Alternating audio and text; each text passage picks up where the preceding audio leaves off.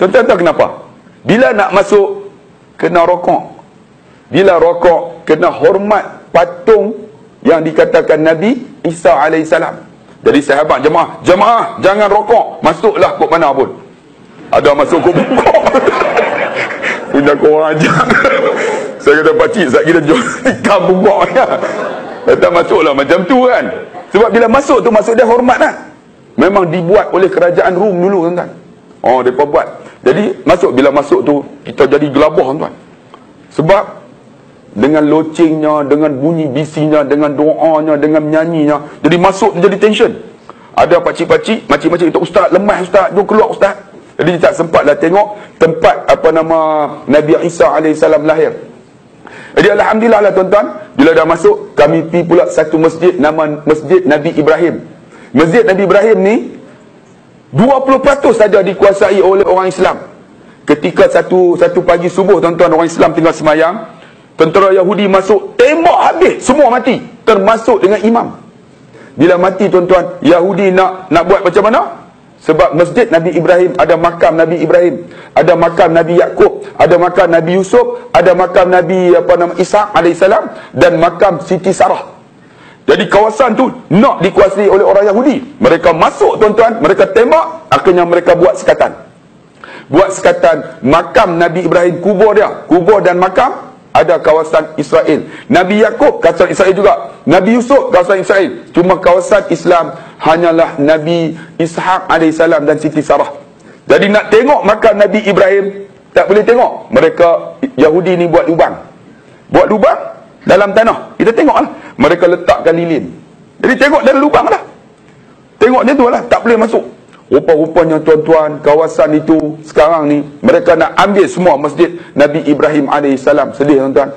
Dan sempat juga tengok makam Nabi Shu'aib alaihissalam dan makam Nabi Yusuf bin Nun. Makam kan Yusuf bin Nun yang di Turki pun ada, di Syria pun ada. Jadi alhamdulillah bila dapat pergi sana, saya tengok kawasan-kawasan sejarah ni cukup ramai, cukup banyak.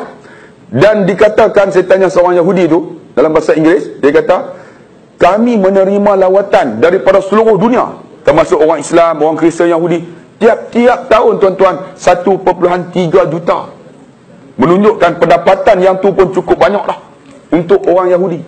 Dan didapati Yahudi ni cukup takut. Takut apa? Takut kepada tentera namanya Hamas.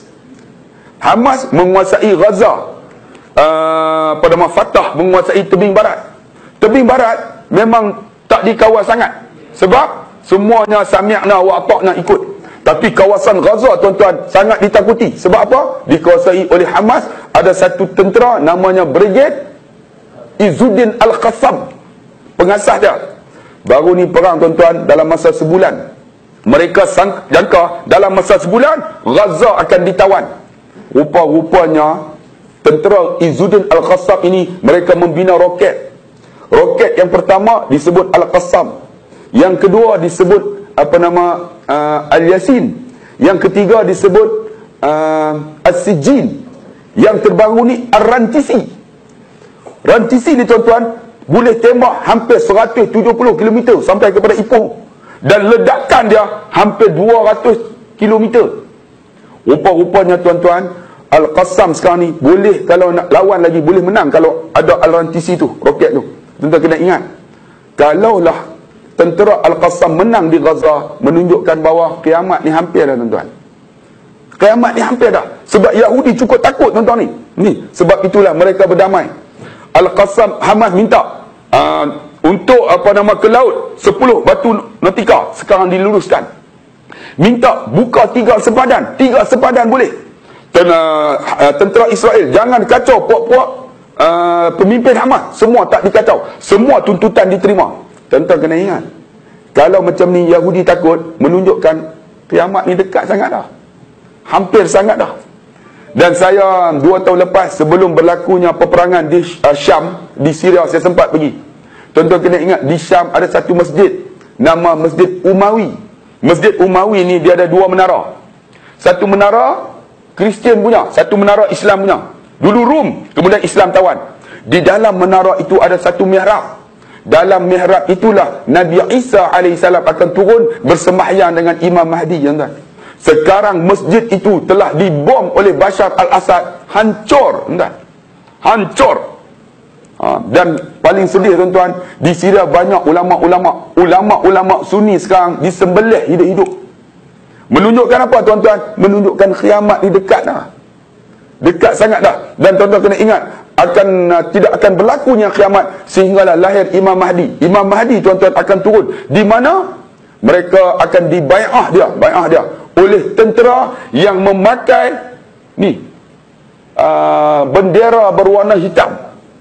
Tuan-tuan kena ingat, bendera hitam ini akan bergabung, tuan-tuan.